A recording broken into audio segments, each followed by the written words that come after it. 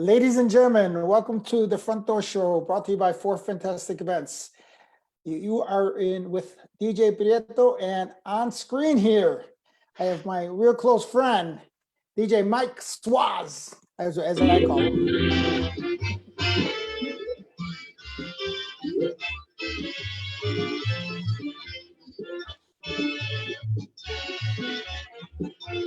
What's up? What's up?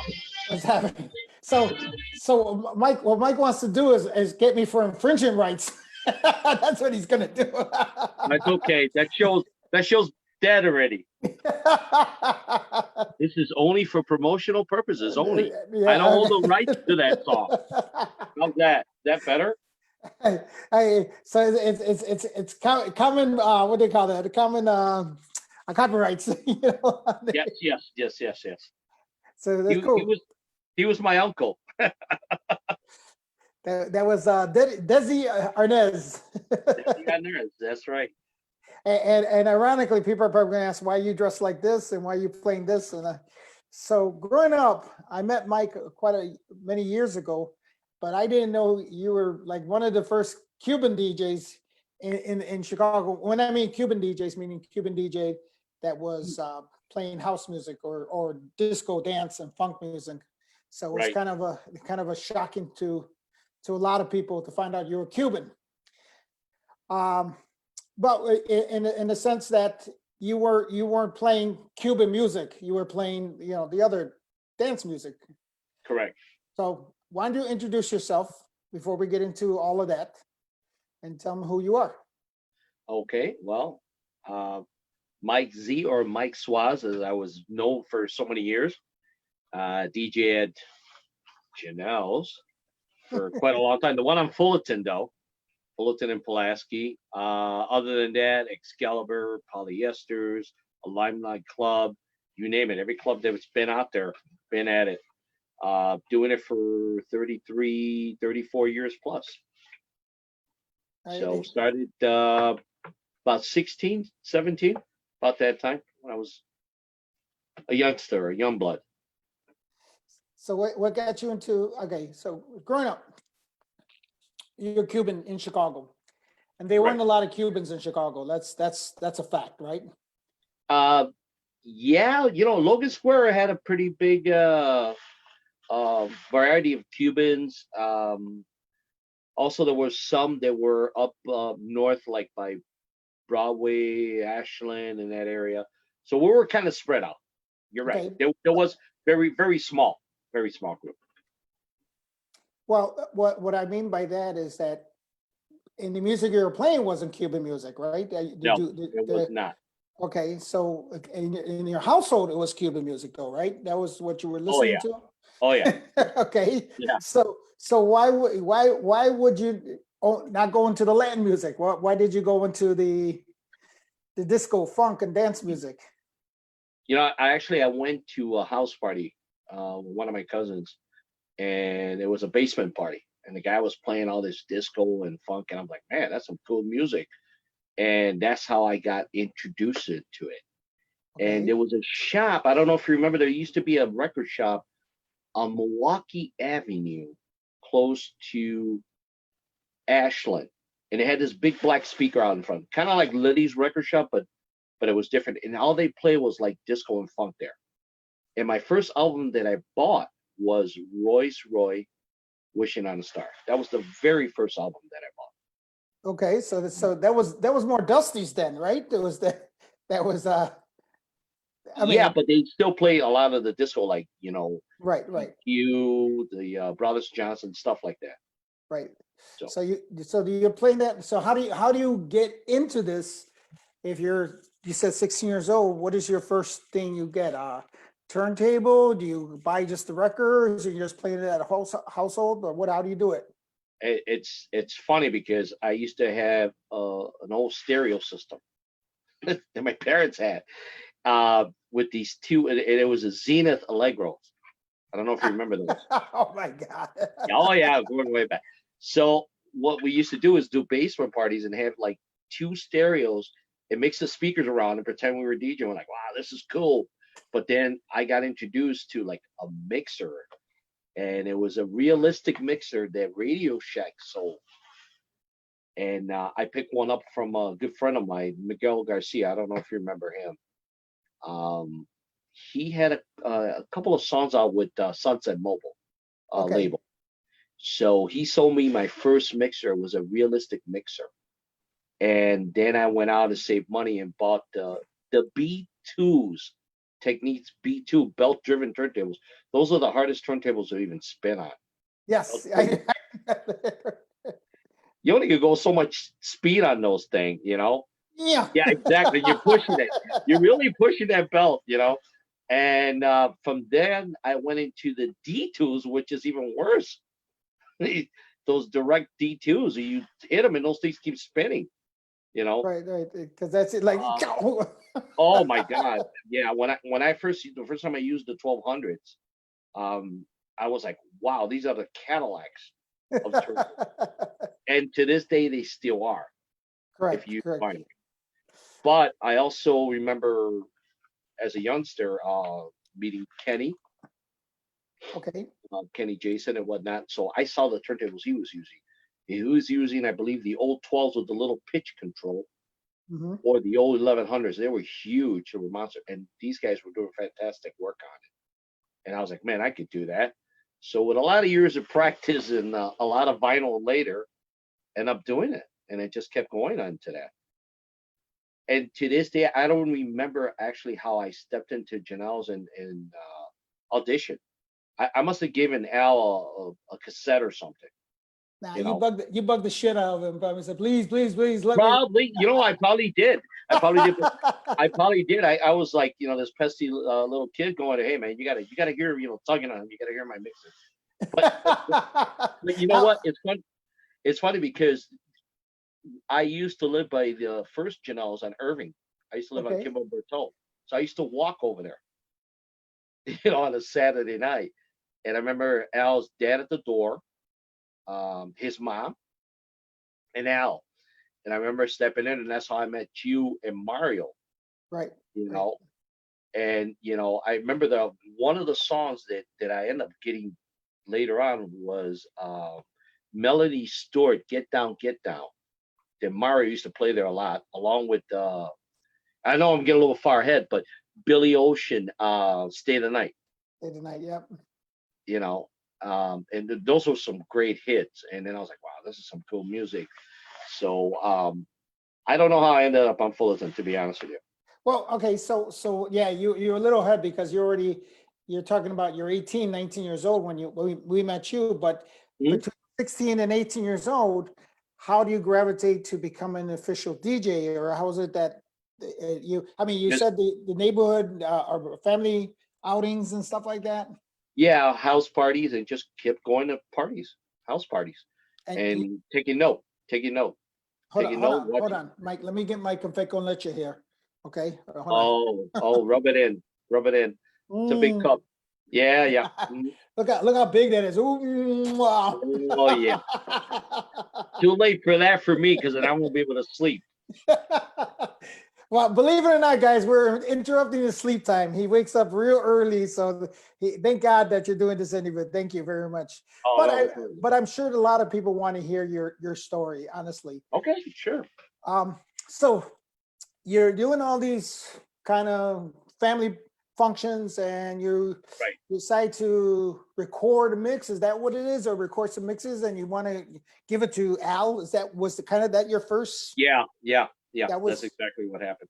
okay. Exactly what happened, and I guess he called me, and then I ended up over there on So Fullerton. did he do it to you the same way he did to everybody for exposure, or did he pay you? I plead the fifth on this one. Because that was what everybody was telling us in the interviews that we're talking to. That No, I'm sure. And me and him had this discussion. I'm sure in the start we said, "Oh, you're doing it for exposure." Then at one point you're like, "Okay, the guy's bringing in people. Guy's doing a great job. Okay, you know what? I'm gonna pay you." Well, yeah. I mean, I didn't get the records for free at Imports, etc., or Rose Records, or Right, wherever I right, went. right, right. So yeah, yeah. Pretty much, you just wanted to be in the limelight at first. You want to be Right. the first guy playing that first song that nobody else had, you know. So that's pretty much how the game was played back then. We all, you probably did it too. We all got up early in the morning on Saturday morning, end up in for et ceteras or loop records or Rose records and try to get, oh man, this is good. Hope nobody got this one. And this is good. Nobody got this one. Before you I, knew it, the other guy had it. I think we kind of all knew when the shipment dates were, and the shipment date Oh, for the we record. knew. It's weird. We knew. We knew Hey, because hey, did you get the shipment? Okay, I'm down. I'm going by. yeah. Or you just take a shot in the dark and just show up that day and just ask him, hey, what's your hot stuff? Because remember, they like gramophone used to put them towards the front, Right.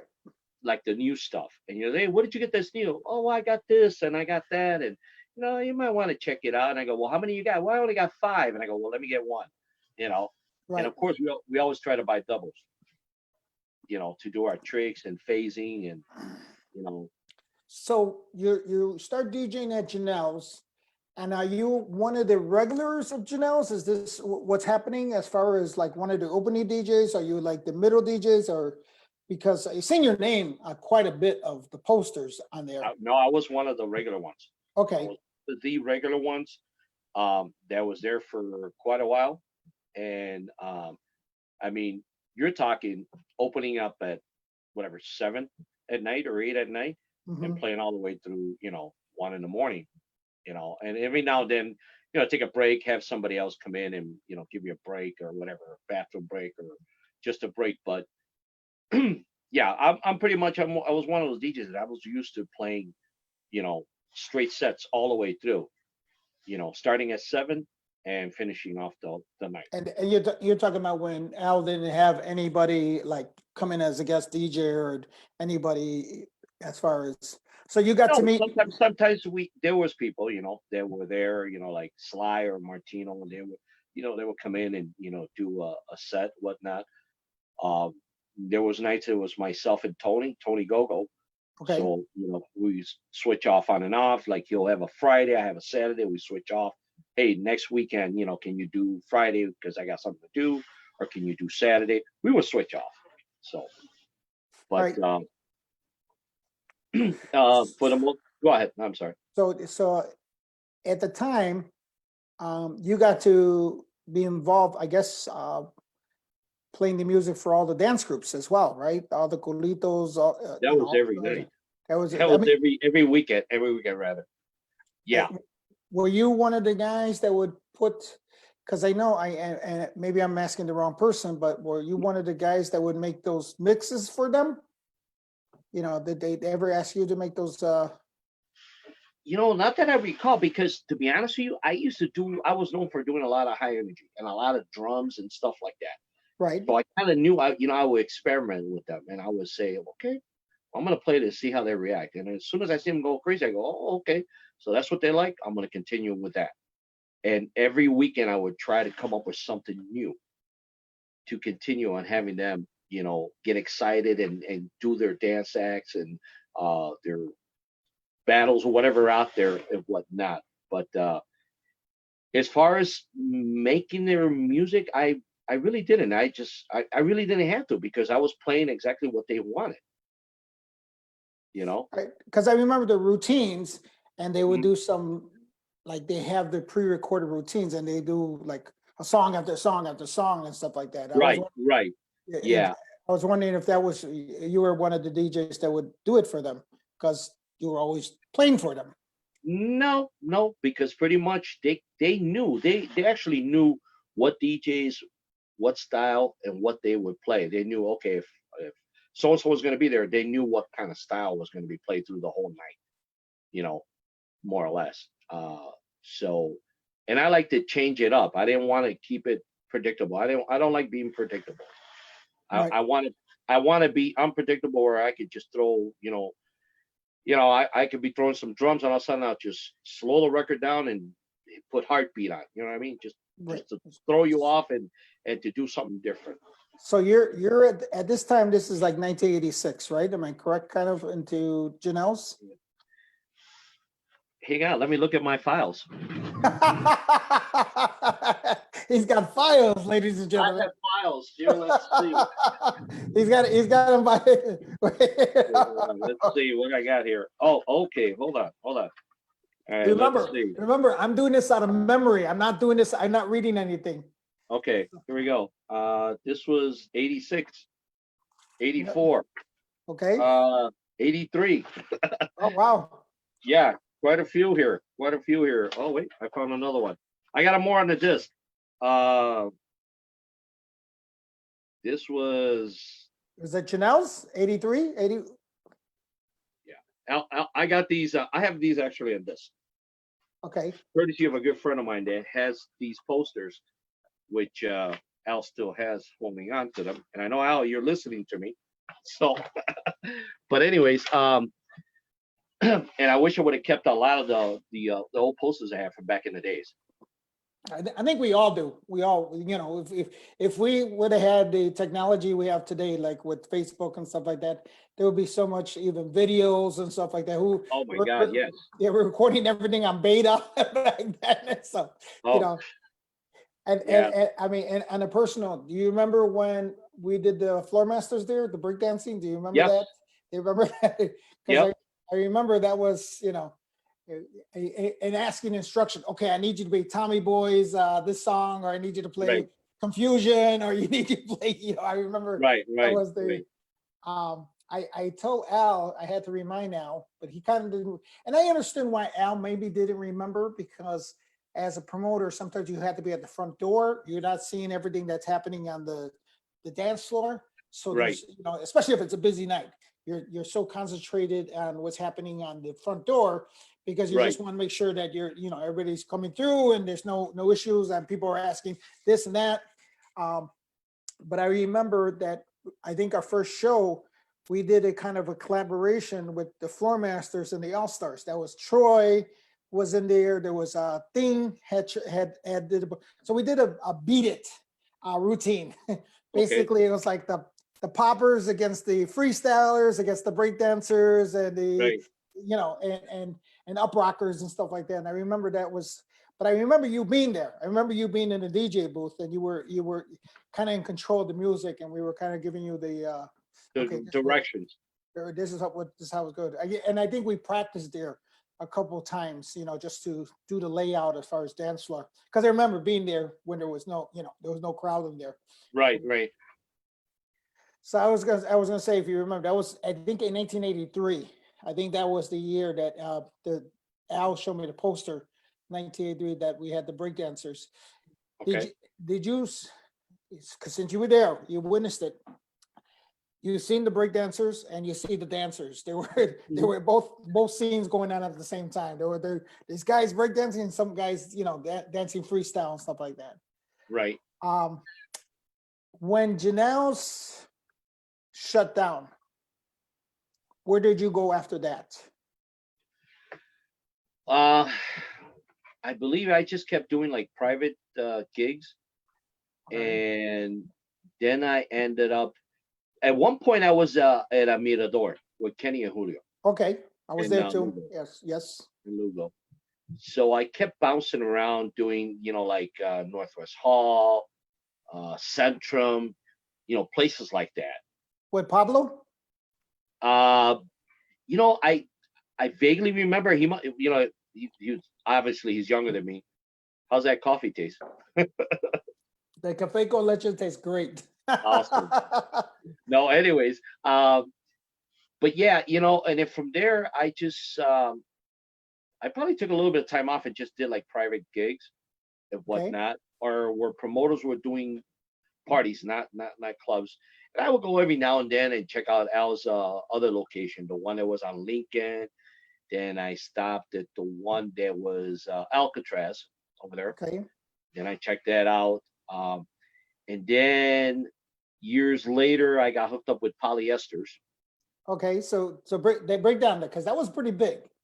That was a pretty big gig for you, if I'm not mistaken. It was 4.5 years there. Okay. Straight 4.5 years, and that was a fun place. It was different to what I was used to. And I actually, how I got that is I saw an ad in the Reader. I don't know if you remember that paper, the Reader, and it said 70s and 80s club, and I said, oh man, I could do this. So I went and I called the manager. I didn't know he was the owner at the time, and I say, hey, listen, are you looking for any DJs for your 80s room? And then he goes, why don't you stop by and we'll talk? And I said, okay. So I stopped by, and he gave me the rundown, but it was different 80s than what I was used to. We're used to the Chas Janko, all the club dance. This was more of the Madonna, the Prince, the Bon Jovi, the Erasure, the New Order, the Cure, stuff like that. The Michael Jackson, which I really didn't play at Janelle's, to be quite honest with you. I thought it was too what I call bubblegum, too popish. Right, and it was pop. It was pop. pop. So we're not used to that. We were used to the hardcore, dance stuff, the disco and the 80s dance. So he goes, why don't you come by and try it out? So I went on a Thursday, and I said, well, can you give me an idea what kind of 80s music you want? So he goes, oh, well, he gave me like a list. So I looked at the list and I'm like, man, I never played this kind of stuff before, like Duran Duran, Hungry Like a Wolf. And, this is, no pun intended to anybody out there, this is white boy music, But it's MTV. MTV, exactly. That was the concept they were going for. Safety dance, Right.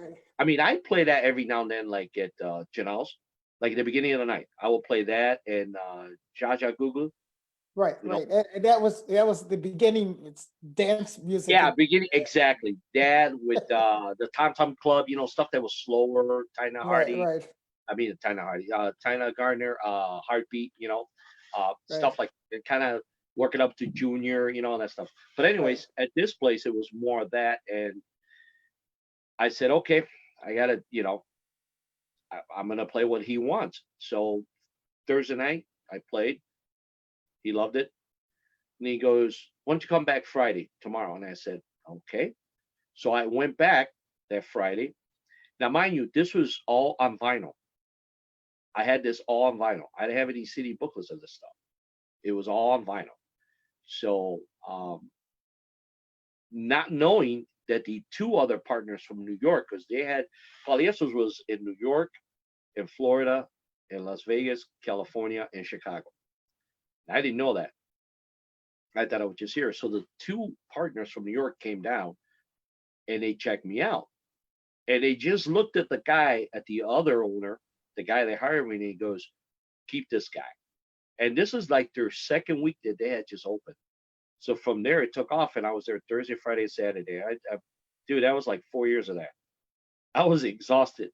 And I remember I stopped by because I was always working a Friday and Saturday, but I think I stopped by to see you one time at Poly. I think one time at Polyester because I was busy doing, always. Right. I think I had a miraculous night off, or it could have been where I snuck out of 720 at the time, and I remember, 720, yeah. I walked because from 720 you were a block and a half away from. Correct. We're right behind the Moody Bible Institute. Right on Franklin Institute. Right. Yeah. So that's. I don't know if I was in the 80s room when you stopped by or in the 70s room. I don't remember. I just remember being there and seeing you, and you were in this booth with all these CD booklets all over the place. Oh yeah. That was me. Well, we didn't have back then, the controllers didn't exist. It was the Denon DN 1800s or 1900s and the 1200s and the Remix. That's what we had there. So you could imagine how rough that was, flipping back and forth. But so I have a curious question. So this is 90s now, right? We're talking 90s now? Yeah, a little bit. So you never got into the Latin music, even though your core was Latin? You never played any of the Latin stuff?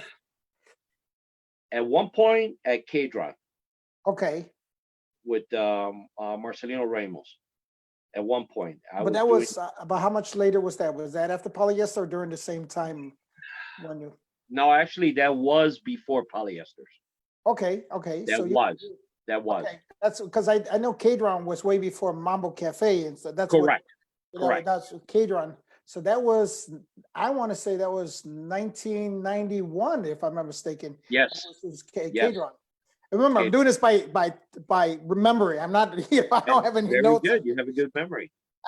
So it's 91 Cadron, and only because I remember Cadron. That's where Mark Anthony first came to perform. And it's funny you mentioned that because I actually have a picture up on the wall with me, him, and my wife. When Mark Anthony first performed, it was a Thursday night because I used to do Thursday as well there. And he had just crossed over from house music. Because remember, he did house music. Right. And then he crossed over into the salsa scene. And I remember meeting him. And let me tell you, that guy is awesome. He's so cool, very down to earth. We actually hung out that night. Him and I, we hung out at Excalibur after K-Drop. We went and hung out like if we were buddies, like we knew each other. That's what amazed me, and that's when his first album came out. It was a great album. And then I was like, wow, this guy's really good. So yeah, that was the salsa scene. But I honestly I hated playing the salsa because I was there and I was more into the house music. So they had a house salsa band there. So in between the breaks, I would play. Was Lugo DJing there too? Well, I thought at that time Lugo Rosado was DJing at Cadron. That's what I think remember. it was after me.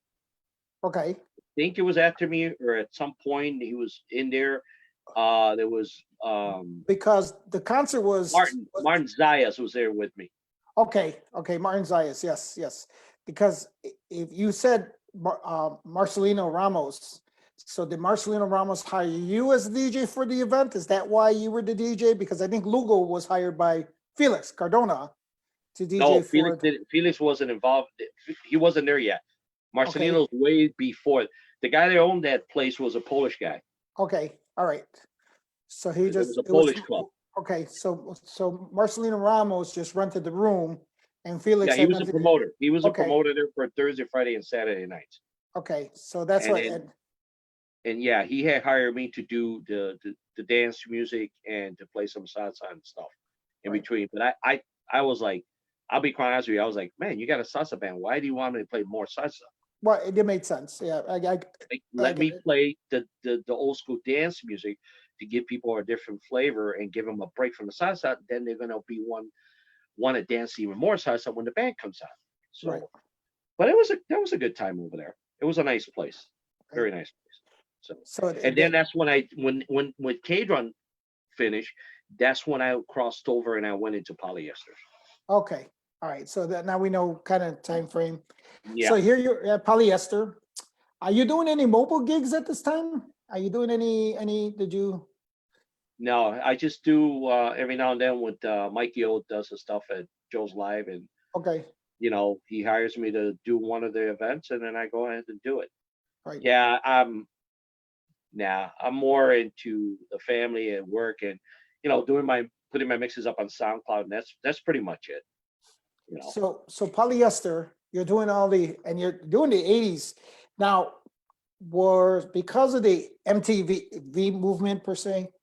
Right. I say that word a lot per se. Were you doing videos too? Yeah, but this Okay. was VHS videos. Right. That's right. That's it. I mean, we're talking putting in a VHS and playing it over. You know what I mean? That kind of stuff. That's how it was. 2 VHS, one on each of channels of the mixer. And you play a video, play another video, and then you go back into the vinyl or the CD. Okay, so you're doing Sounds crazy, but it worked. It worked. I didn't have the controllers or any other new stuff nowadays. Yeah, well, I mean, old school stuff. Is that why the picture I found of you with all those booklets all over the place? Yeah, I was like a mad scientist there. I was a mad scientist there. Oh my God, I gotta rewind it. Put it in a rewinder. Hopefully it doesn't get stuck. And of course, it something has to happen. Yeah. So the many of the times that the CD player is not working or the yeah, it was endless. Or somebody bumps the DJ booth and the record skips. Yeah, those are the classic, like I said, can you play my song? Oh yeah, yeah. Or you would get the one I used to get there a lot that I used to hate. If this is when I was in the 70s floor, because what had happened is I actually blew up the 80s floor so much, but the guy that was in the 70s floor quit, and he was opening up some computer company. So the owner goes, "Hey, I'm gonna need you to step it up a notch and go up in the bigger floor upstairs. You think you can handle the 70s floor?" I go, "No problem." Dude, I came back with like about 8 cases of record of 70s music and like 5 booklets of 70s music. Now, the And 70s is more of the disco aspect of it, right? Is that what it but was? there is a little difference there. There I had it play from of course the Dancing Queen, the Bee Gees, the Tramps. They didn't know a lot of the disco that you and I probably know, like the Romeo and Juliet. Maybe you're Okay. too young to remember that. No, I really. Oh, okay, all right. But you know what I mean. The Frangeli, the Voyage. That's the Mhm. disco that we grew up to. The Right. GQ Disco Night, you know, Heat Wave, stuff like that. They didn't really know that stuff. You know what I mean? I had to kind of train them into that. But that was like my late night music. Throughout the night, I had to create a format which was the Dancing Queen, the Bee Gees, the I Will Survive, the Copacabana, and then I would have to do the sing-alongs. And what I mean by sing-alongs, like a certain time of the night, I would play Sweet Caroline, and everybody in the bar starts singing and going crazy. This is where they're all drunk. It's midnight. They're all Or hammered. Margaritaville? Oh yeah, yeah, yeah, stuff like that. Yeah, yeah, or Brandy, stuff, Uh, things like that. They're a fanatic for Michael Jackson. The '80s floor was more like Prince, Madonna. Anything Prince or Madonna, they would go crazy. They would go insane. But I stepped it up a notch and went up there and handled the '70s floor. Then I got a good friend of mine. I don't know if you remember Roy Rangel. oh yeah, Roy. I got Roy at the gig there in the '80s floor for a while, and then they switch it up and they put somebody else in there after a Because while.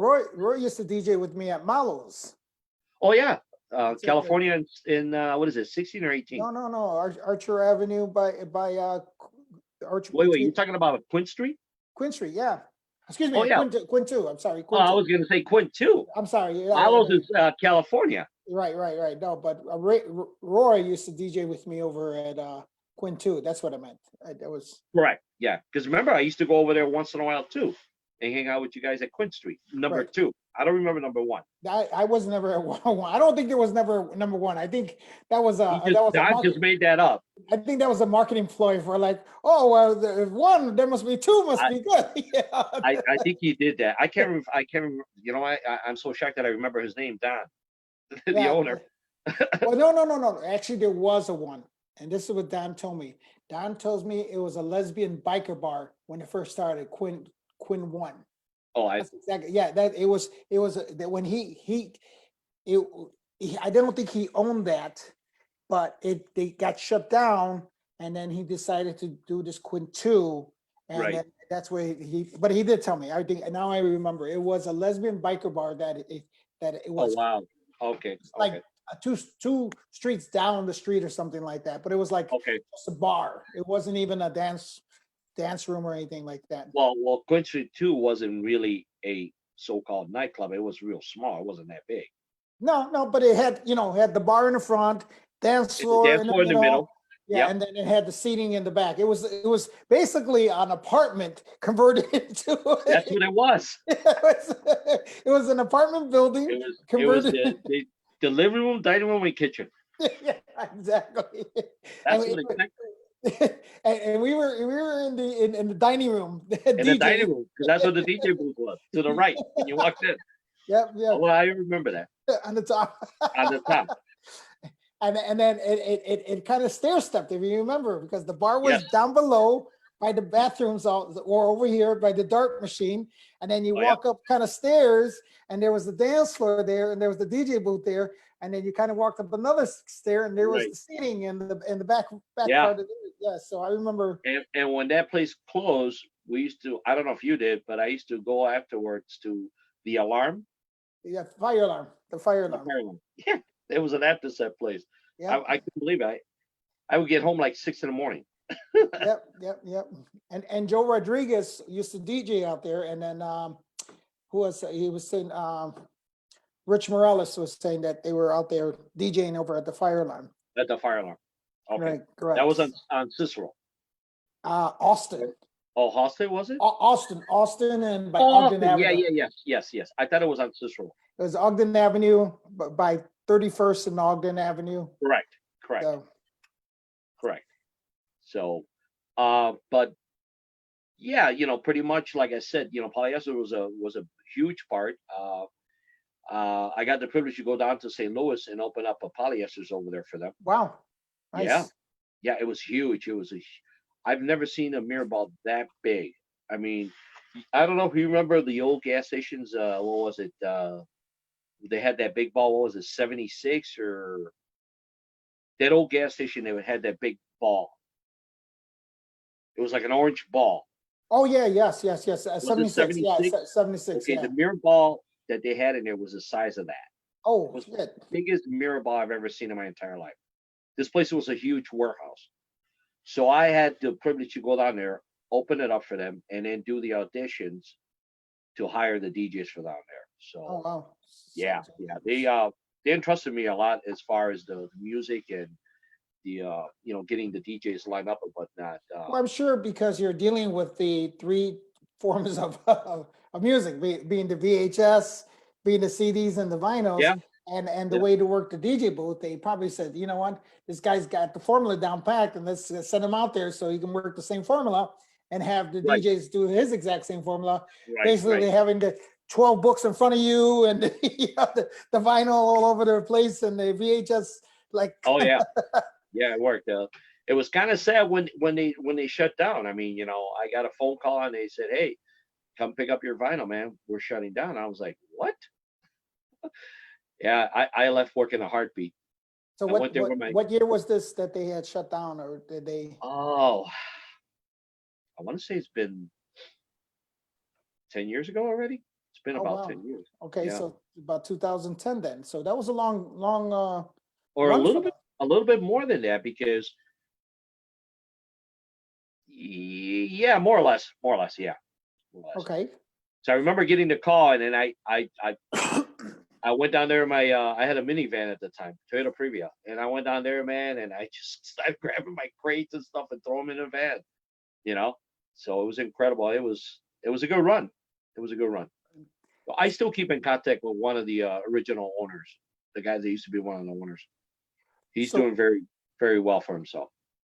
so what do you where do you go from this as far as after polyester? What happens with you as far as the DJ? Believe it or not, I started working for a la carte entertainment. Okay. But before that, I ended up at Boogie Nights. Remember Boogie Nights?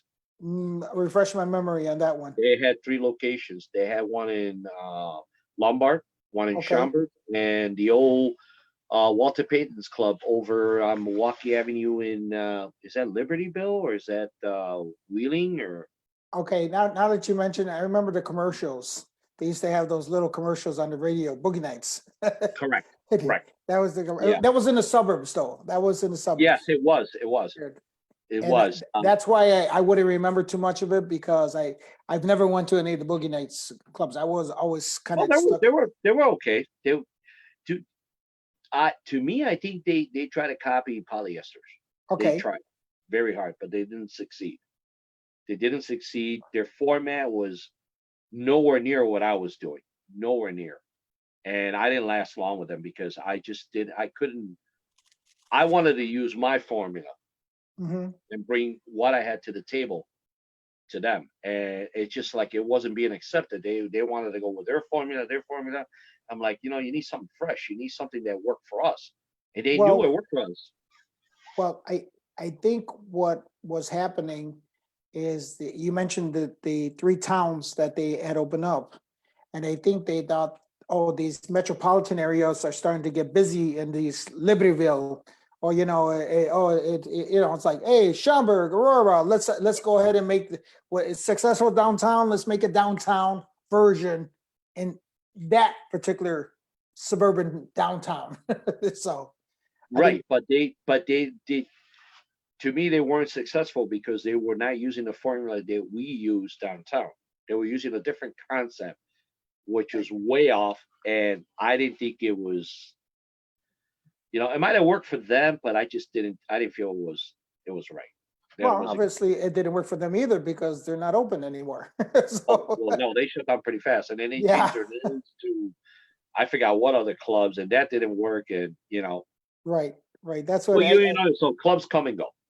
right. They have a lifeline for a while, Well, and then they kind of well, drop off. it's unfortunate because I mean, I don't know. Maybe I'm coming from a different aspect of it because that I've seen so many owners think they know better than the guys who are actually involved in the business. Right, I mean, if we've been doing this for 25 plus years, and we're telling you this is because I remember, even at was it Club PM, I remember the owner telling me, oh no, or no, over at Volcan, the owner telling me, oh, we're in the barrio, so you need to play barrio music. And I was like, what are you talking about, man? I go, I go, dude, if they want to hear barrio music, they can walk one block north, one block south, one block east, or one block west to hear that music. We got to right, bring music from the downtown music. And then all of a sudden, obviously it worked. And his partners all came up to him and said, hey man, you know what? We can't stop what he's doing because it's working. And I even had the argument with him. You want me to play the uncle's music, and we're not dealing with the uncle's people. We're dealing with the kids who want to hear this, and it was really about the music that they were playing downtown. And I knew it was all the modern stuff that was happening over at right, Volcan. And and the argument to the owners were like, listen, these kids that are coming to see us, they can't go downtown because all 21 and over. So let's give them the same music that they were going to be in a 21 and over club. Let's play into the same music, and we're playing right there because sooner or later these people are going to turn 21 and they're going to end up downtown anyway. And right. ironically, that was what happened. Is 3 years later he ended up getting rid of me, but it was all good because I ended up going downtown anyway. I'm taking my crowd with me. So Correct. hence that was 720. So, but it's I think that's with any place that we've ever worked for.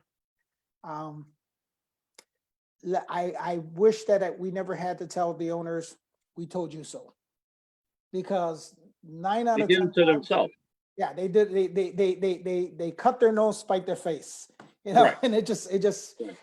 the being a greedy, being in how they believe that this is going to be successful. Let us do what we know, what works. The formula works because but they have they think oh yeah, well I got money invested in this and I know what I'm talking Right. about. Right. Right. And it's the same thing with when you got the DJs and are telling the owners or the promoter, they're dealing with the crowd. They know because you understand what I'm saying. It's a feeling that you get when you're out there, and you know what's going to keep them on the dance floor. And if you're going to keep them on the dance floor, they're going to want to drink. So Correct. that's going to bring you money.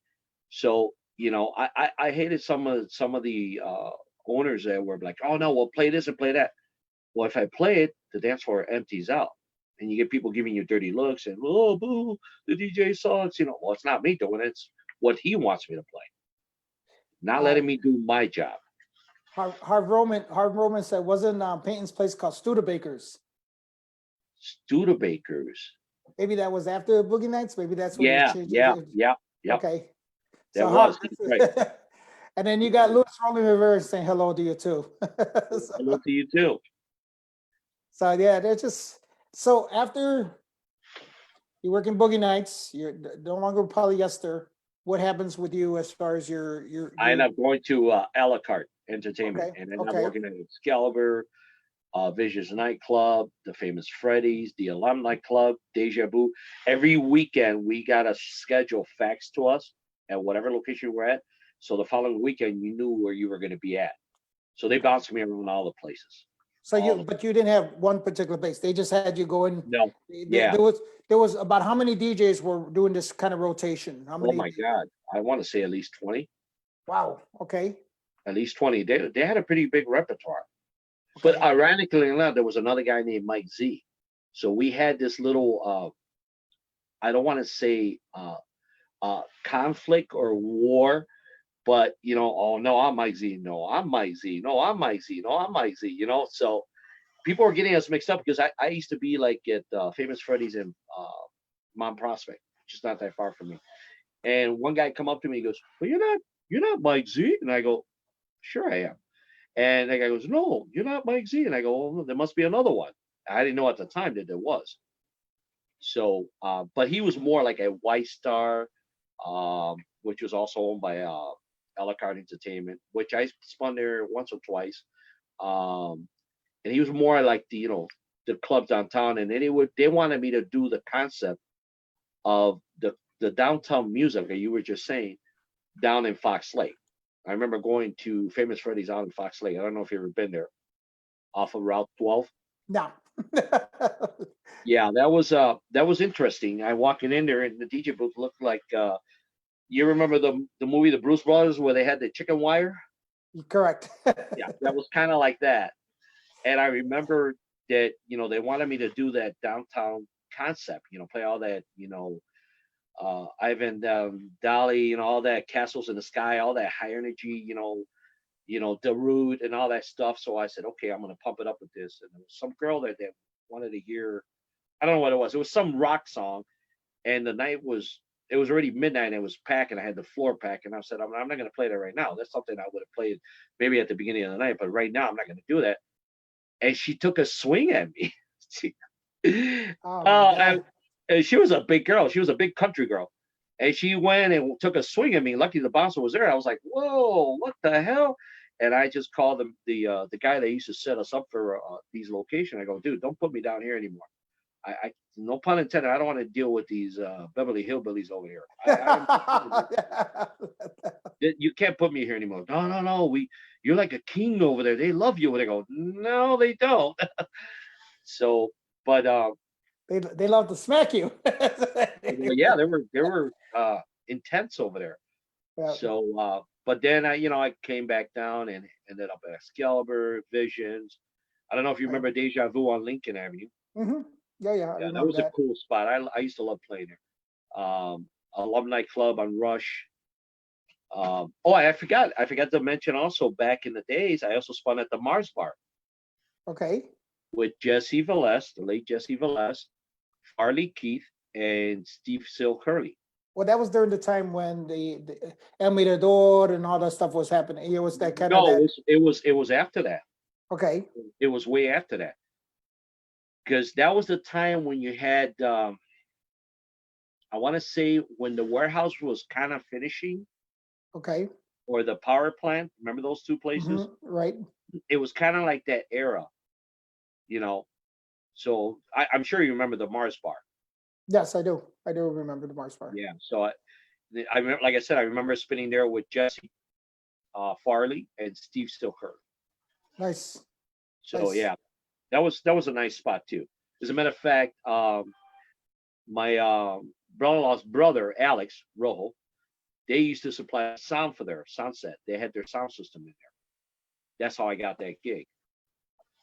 So I'm sorry, I forgot to mention that. The Mars Bar. There's so many places, dude. It's just like oh yeah, I remember I was spinning there for a little bit. Then I jump over here and so forth, so on. But it So was it was so how did you end up hooking up with Mikey O? Is it from the a la carte aspect of it, or did you have? no, actually, I've known him since high school. I mean, I didn't go to Lakeview, but I used to pass out a lot of flyers Okay. at Lakeview, and I actually did a couple of parties for their clubs. There was Congress. There was what was the other one? There was a couple other groups, and I used to DJ a lot for them with Matt Warren. There used to Okay. be a hall that was above the second floor of a shoe store over there on Belmont and Ashland, and they used to throw parties up there. So that's how I met Mike Yo. Okay. And he was doing comedy at the time, or was it just No, he was no, no, no, just doing events? no. I don't think he was doing neither. Oh, I okay. He think was he was. It just was more. This is high school we're talking about. okay. That's how I met him. So, and then throughout the years, I was like, Mike Yo, oh, Mike Aquendo, oh yeah, I remember him. You know, so So Mario says Matt the Mighty, El Gato Negro. that's true. Ma- Yeah, yeah, he's right. He's right. He's right about that. Matt the Mighty, a Gatonero. That's right. So being Matt, being Mario, they guys went into music production as well. They did their own. Did you Right. have any inspirations to do that, or did you do any? Did you? I did, but I just didn't. You know what? I guess I didn't find the right connections. Okay, You know, I didn't have the opportunity that they did as far as going into that realm. You know, right. and, to be honest with you, my parents didn't even want me to be a DJ. Period. They Okay. hated the fact. Oh, my dad was. Oh, he hated it. Okay. He hated that. He's like, that's no way of living. That's not a job. That's not a career. You know, typical parents. So, though I don't know. Going back to the interviews, you notice a lot of DJs. They had the parents bought the turntables. The parents were like, No, not mine. it No, it was the must total opposite. it must be a Cuban thing. It has to be because not mine. I'm telling you, I bought my first Allegro speakers. Go figure with the Allegro the Zenith receiver and put a fan over it so you know that's how you do parties. I mean Yeah, back then, Mario says you were too busy bodybuilding. I yeah probably was. Yeah, I remember you were very fit. I I was remember. I was I was that was yeah that was an era of my life that I did that for a while. I did Okay, 9 shows actually. really, That was really, yeah, oh yeah. That was at Mario Nieves gym. And then I okay. crossed over to Bucktown Fitness. Oh wow, that's Yeah. cool. Very Yeah, good. yeah. Did it for a while. And ironically enough, that's the one thing that my son actually took after me. I mean, he's into that big time. He eats healthy. I mean, he's in the gym 24/7. Well, we didn't bring this up. What about the Battle of DJs? Because I remember that you were in quite a few Battle of DJs. Quite a lot. Quite a lot. The one I remember the most was the one at Janelle's. That was me and Matt, and it was the battle of DJs on 4 turntables. Okay, Okay, so it was Matt and I against these two guys from the South Side. So we only practiced one day. It was one day that we practiced, and we put this together. So Matt used to play this little, like a drum machine with these little, sticks or whatever. It was just like a small little drum machine, and I had a little Casio keyboard. So I go, okay, Matt, I'm gonna play Feel the Drive, and I'm gonna play that ding ding ding ding ding ding ding ding, and I'll play it on the Casio.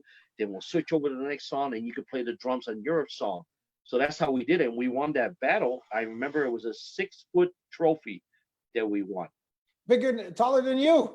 It was, but unfortunately, it throughout the years, I don't know what happened. It broke into pieces. Oh, And yeah, and one person had this recording of this battle was Al's father had it on reel to reel, but we can't find the reel to reel.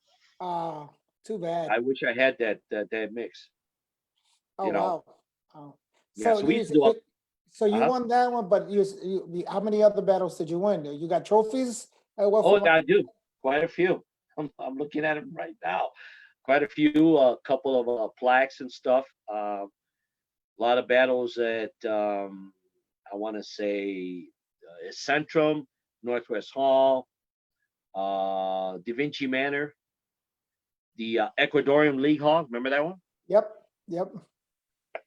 with Dave Morrison and Dave. Oh my God, he's gonna kill me. His brother Hector used to work at Gramophone. You know what I'm talking about, right? Not Hector Ramos. Yeah, his brother. Um, Dave Ramos. Yeah, and he Okay. had another brother that's fun too. Okay. Yeah, I remember battling over there at Mira, not Mirador, Ecuadorian League. Ecuadorian lead. Yes, yes. So you were doing all the battling as well, because I remember that was a big thing. Yeah, battle DJs, and that's what Pablo and I. That was almost every weekend. Yeah, that was yeah. It seemed to be the promoters' way of getting people to come to an event. And they Let's do did. battle DJs. That was like kind of a battle DJs, Chicago versus New York. It just Oh, it was you know, crazy. I mean, and even Pinky and all these guys at the Aragon. Oh yeah, Right. that's it's like That's right. you just had then it took over the battle of the breakdancers, Chicago versus New York. Then they converted. I don't know if you remember the one at the Aragon with a huge fight. Well, no, dude, you didn't hear the story about that? I was there. I was there that night. But we weren't there. The floor masters were not there. No, it was New York versus Chicago. Right. And we had a paid gig. Ozzy, my DJ partner from Milo's, had a paid gig from University of Illinois in Champaign, Illinois, Okay. Champaign-Urbana. And I had told the guys, hey man, this is a paid gig. Forget this, this battle, because we're not going to get money for Right. it's not, it's a prestigious thing, but we were kind of like, we're already on top, man. We don't have to let everybody else battle, because we're already on top. We were already the Phil Donahue Show, AM Chicago 2-on-2, you name it, AM Show, you name it, we were on every. So remember my performers, all my guys were a little disgruntled with me, and I remember we drove down to Champaign, and we got a call about 2:00 in the morning. Yeah. About the big You fight. missed the fun. You missed the fun. Oh, I was there. I remember it was because Sunset did the sound system. Yeah. And I believe it was the promoter was Tony, Made in Heaven, wasn't it? Yeah. It was Made in Heaven, Tony. And I remember that I think I don't know if Chicago had one or was it New York? I don't know. But All I remember the chairs in the balcony flying down to the stage and the dance floor. It was this huge rumble. And we just got up on stage and we barricaded the entrance to the stage so nobody could come out there and damage the equipment. And there were people trying to climb up to, you remember how high the stage was at the Aragon? Right. They were trying to come up and we're like kicking them down. You're like, no, it's just like, it was crazy. It was insane. I remember that night. Well, no, we got the phone call that they threw the guy off the balcony. I know there was things flying. I don't know if it was people or chairs. No. They said that a guy got thrown over the edge of the balcony. That's what hit the ground. It wasn't chairs. It was a guy. He must have cracked a couple of bones because it sounded like a chair. It was insane. It's exactly. And when I got the call at 2:00 in the morning after we had performed, we were on our way back to Chicago, because after the performance we started. Right. And I think one of us got a beep. We were carrying beepers, and I think my aunt / manager says, "Hey, somebody's trying to reach you." And I get on the phone and I say, "What's going on?" On a payphone, and they're saying, "Oh yeah, this is what happened at the Aragon." And then when I told everybody, man, I am so glad we didn't go. Man. We didn't go. We did not go. And that was crazy. And I was like, and it wasn't even it was, from what I understand, it was the game bangers that showed up that were the issue. The Aragon was known to attract quite a clientele, versus Da Vinci Manor, versus Northwest Hall. It was a totally different, different atmosphere. Yeah. Let's put it that way. So, but those were the days, the stuff that we went through, I remember setting up the lights where I was the smallest guy, and they used to have me go up on these little catwalks to drop down a rope to bring the Mars lights to have them hang. And I'm like, why do I got to be the guy to go up there? Well, because you're the roadie, and you're the at the time I probably weighed like 120 pounds or whatever, and you're the lightest guys. You're the only guys going to be supported on that beam up there. So those are the cool guys, man. So So Mario wants to know who won the battle of the female DJs. I don't know if it was Miss Mystery, Lourdes. I think it was Miss Mystery. It I was think her. it was her, right? Yeah. It was hers. Yeah, That yeah. that was Louis Rolling Rivera's partner afterwards, right? That became Correct. his partner. Yeah. Yeah. So that Yeah. remember that was, Louis was always telling us Miss Mystery. Oh yeah, she's she's really Yeah. good. Yes. Yes. So fast forward into when George Herrera had made the Cuban Fest. Uh-huh. There was a discussion that I had with George. I sat down with George. George and I known each other. I don't know if you know his brother had a tape store, mixtape store, and stuff like that. Didn't know And that. and I remember that's where George and I. So when he told me about doing the Cuban Fest, I don't think a lot of people know. There's probably only 3 Cuban DJs kind of known in Chicago, right? Okay. There's 3 of you guys. Am I correct? Myself, Julian, and who's the third one? Frankie. Oh, yes, Frankie. That's right, because I work with Frankie at Intas. Uh-huh. Yeah, I forgot Intas too. See?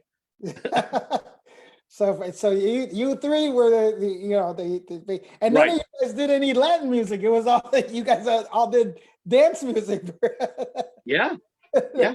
Yeah. And let's see. Let's see. I'm reading what Mario and Sly Hula Hoop Fox is writing. Oh, well, I'm glad to hear Sly's doing better. Yeah, he's been on my show. I mean, he's been coming. So I tried to I wanted to get him to interview, but I guess he doesn't have the equipment to do do the interview. Right. So I told Sly, I said, please, man, I says, well, if you get a chance, find somebody and we'll do it and stuff like that. I obviously I would love Sly to be on the show and stuff like that. I know he wasn't feeling good for a while, so God bless him. God bless him. But Right. Going back to that was one of the discussions with George Herrera. Uh-huh. Have you ever DJ'd at the Cuban Fest yet? Yes, I did. Okay. Yes, I did. What year was that you did you end up? Oh my God, it was the first year that they did it. Okay, you mean when it was raining all over the place? Yeah. I did. I did the first and I think the second year. Yeah, but there I wasn't really. I was playing Spanish, to be honest with you. I wasn't playing Okay. house. It was more I was trying to find all the timba Cuban music I could find. And one of my cousins is huge into that style of music. And I was like, what the hell is that? And he goes, no, dude, this is some good stuff. You're not a real Cuban if you don't listen to this. I'm like, all right, sure. I play it. I know you do. But I was like, Timba Live and this and that. And I was like, okay, it's pretty good. But I'll be honest with you, after a while, it just you recognize you know what that is, right? Yeah. So I was, I that's what I was playing. That was mainly what I was playing. Okay. So then after that, I stopped doing stuff for the Cuban Fest. I just think that it wasn't, my opinion, it wasn't Cuban enough. Okay. And I guess because I'm so used to, okay, a true Cuban Fest, yeah, you're gonna see it in Florida. I know when I'm in Florida, which is a huge difference. But you had to but try to honestly, stick to it. we don't have that many Cubans here per se I guess the closest thing I can compare it to is like a Pan Am Fest here. Exactly. And I know Well, that's what they should have called it. They should have called it. I understand why George didn't do it honestly, and I had to agree with George on that aspect of it because he's trying to push the Cuban aspect of it here. There has to be a stair step into it happening, and it's unfortunate that he couldn't do it this year. But I can see what's happening, the growth, and with the embargoing, lifting, and stuff like that. It's Right. slowly happening. The music's starting to come, the acts are starting to come. We're starting to see, and also the clientele is starting to come, or should I say, the Cuban music is starting to open, or the knowledge of the Cuban music Right, is starting to happen. And on top of it, the knowledge of Cuban culture is starting to happen more here in right, Chicago. right, And right. I think that's, if you had a pure Cuban, like you said, I think it would be a turnoff, because people were like, I don't get this. This is not what I don't know anything about this. Right, I'm talking about the non-Cubans that are out there. right, And right. But that's how you got to teach them, though. and he's been doing it, and he does this incredibly. Trust me. When I did my first Cuban nights, and this is going back 7 years now. I remember that was a whole, well, you're not gonna play any bachata, you're not gonna play any merengue, you're not gonna play any, and I says, dude, and we didn't even call it Cuban nights first. We called it Miami style Fridays. That was our, so we wanted people to understand, okay, Miami style first, and this is what they play in Miami. Hence the little reggaeton, the Cuba, the timba, Right, and then right, it slowly grabbed it. After the first 2 years, then we changed it to Cuban Fridays. We did it right. completely Fridays, and it blew up. And we've been there now doing 7 years of this, and That's good. even longer than the Cuban Fest. As far as Well, that's good. That's a plus for you guys. so, but the fact that I have it's at the Cuba, teaching timba and rumba, teaching all these Cuban style Right, dances. You have the hardcore Cuban, So people, it's just amazing, because people who have no clue, they like doing Reda, the casino. For them, correct. they're like, oh, what the hell is this? And there's Right, people that, right. I don't like this, and then there's people that said, I love this. So there's no gray into it. Oh, look at it. It's funny. Look at It's in the Cuba. Oh boy, I talked him up.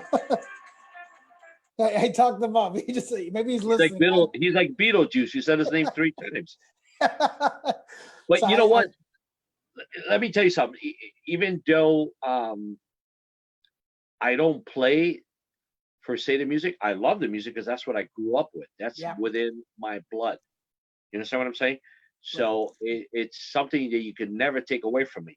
And I think that aspect helped me along as far as understanding the different rhythms and the different beats in the music and understanding a lot better, versus somebody that's just started DJing. And I'm not trying to knock anybody down, but we as pioneers from back in the days, we did this stuff the real way. We didn't go out, no pun intended to anybody out there. We didn't go out and buy a controller that you hit sync, boom, and it'll do it for you. No, we actually chased the beat. Whether it was good or bad, we did it, and we understood it. So, I think a lot of these young kids need to learn from us that we actually. I mean, let me tell you something. When you're playing a disco song out there, you got a live band. You don't have it's that music. It's not tracks. no. It's not one solid beat that nowadays you can find a lot of stuff that's just one beat and it has an intro and an outro. There you had to figure out where the intro, outro, or the breaks were at. And even that wasn't it would change. It was in a second. In a second.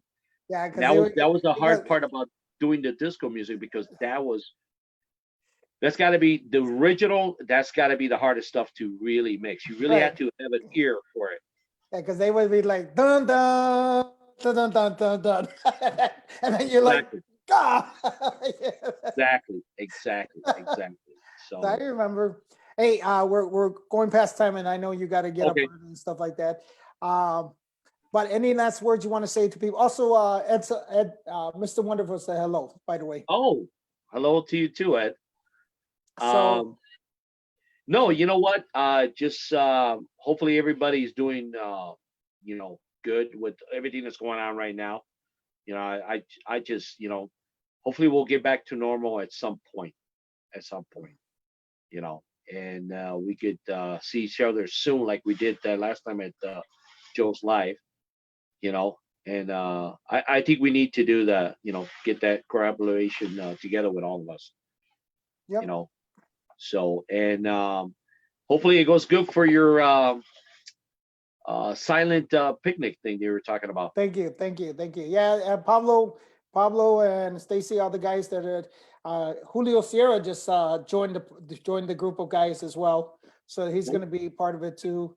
Edgar Marroquin is part of it too, and that's Great. honestly why I had Edson de Cuba, because I'm gonna get him to teach the Roomba stuff. Like In silent? huh? In silent? Well, remember, everybody has the headphones. I have the headset, so it straps onto his head and he talks to a mic and it goes into, so they can hear him doing Okay. instruction while the music's going on. So Sure. everything's going through the headset and he can do the class, because when we do the class, I always have him on a headset as well. Cool. So he's speaking, and doing the calls, and hence that's what, and It should be very interesting. It should be. I like to see that. I think you should videotape that, or maybe get the media. Trust me, there's gonna I'm hoping that Channel 5, Channel 2, and Channel 7 are there. Seriously, because Good. I think this is I honestly believe that this is going to be an iconic thing that we do, because I think this is going to be kind of a stair step again. When we talk about stair step, Right. coming back to some sort of normalcy of way things got to go. Well, you know what? Keep me posted. Let me know. I might be interested in helping you out on this. Okay, cool. If you needed to add somebody else to the list, I'm all for it. All right, Mike. Okay. I'll talk to you then. All right, man. Thanks a lot. I appreciate it. Thank you. Thank you. The Front Door Show, guys. Don't forget tomorrow, Jessica La Peña. All right. Thank you. Bye.